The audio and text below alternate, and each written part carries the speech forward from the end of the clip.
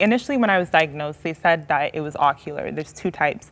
There's generalized, which affects your body, and then ocular, that affects your eyes. So I was initially diagnosed with ocular, and then it started to progress into a lot of other things.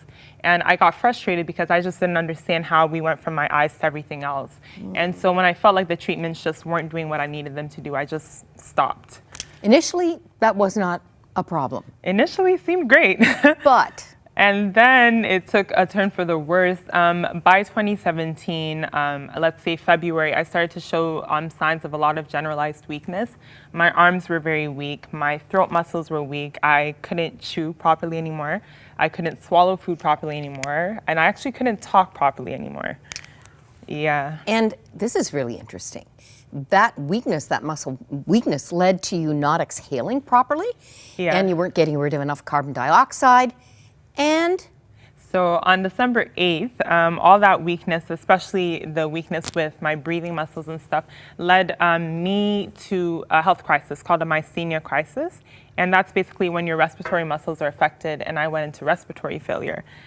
Which led to cardiac arrest. Arrest, yes. It was an interesting ordeal. It happened at home, and the first symptoms, I guess, I wasn't speaking properly and all these things, and my little brother was there, and he noticed, and he called my sister. And by the time they came, they called 911. They tried to keep me awake. By the time the paramedics got there, I was out. My heart had already stopped, and they had to resuscitate me. And then, of course, it stopped 2 more times, once in the ambulance, and then another once more in the emergency room. And you ended up in a coma, but you say God was in the coma. He sure was. He sure was. It was interesting because I was in a dark place.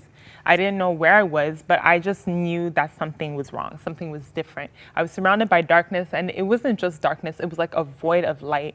And as I was there, I could see myself laying down, and I saw myself almost like out of my body, so I could see myself. And as I was there, I could just see that there was 2 forces. One of them was a little bit lighter. The other one just seemed like pure darkness. And there was a tug of war, and I was in the middle, pulling me back, pulling me forth, pulling me back, pulling me forth. And it came to a certain point in time where I saw myself just lying down. And I could tell that there was something wrong, but I could hear people talking. You heard the nurses, you heard the people in your room. I heard everybody. Everybody take note Yeah. if you're dealing with someone in a coma. Yeah, and it's very true because at a certain point in time, I think somebody had told my mom that I couldn't hear, so there was no point. She just needed to just be there. And I'm glad that she didn't listen because everything that the people said, I heard everything to the point that when I woke up from the coma, I recorded everything down, started writing everything I heard, all the promises people made me. I was like, listen, I'm coming. Yeah, yeah. How did this resolve? Wow. Do you know the song, the refrain, darkness and light stood face to face, but mercy said no. Amen, amen. Mercy did say no. Mercy did say no. Well, basically, that night, a lot of things weren't going well, and it just seemed the doctors gave me less than 10 hours to live, actually. They had tried so many different things. My oxygen level was not going up. At that point, my heart was weak. My lungs were weak. You weren't expected to make it through the night. No. But my family and friends and my church family were actually in the waiting room, about 30 of them actually. And when the doctors came, they said something along the lines of, you know, we don't think she's going to make it, so we're going to bring a social worker. You guys need to start thinking about funeral arrangements. And my pastor said, you know what, thank you for everything, but we're going to pray. You do what you need to do, and we're just going to stay here and pray. And they prayed that night. They sent texts out, they called, and they did whatever they needed to do. And I tell you, within hours of their prayers, everything started to just turn right around. You believe that really was the key? Oh, yeah. Prayer. Oh, yeah. In fact, what did you say? That there was so much prayer going up for you that heaven had no choice but to respond. No choice. You wakened with 14 intravenous's in you. You would have 7 weeks in the hospital.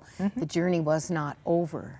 No. When I woke up from the coma, it now became a matter of healing. And that a doctor once told me that, you know, when you get sick, sometimes it can come immediately, but the healing takes time. And it was very true. There were some days where I got frustrated. There were some days where, you know, it would seem like we're getting good results, and then it would just seem like things are recessing. But, you know, God being so good and God being so faithful, He didn't leave it there. He always made sure that He finished everything that He started, and I'm here today. What would you say? There are many watching, don't we know? Whether it's an autoimmune disease or some other derailment, and it's not a quick fix, and discouragement is enemy territory. Yeah. They're in a hard waiting room. What encouragement would you give to them? I'll start with one of my favorite Bible verses. It's Revelations 21:4.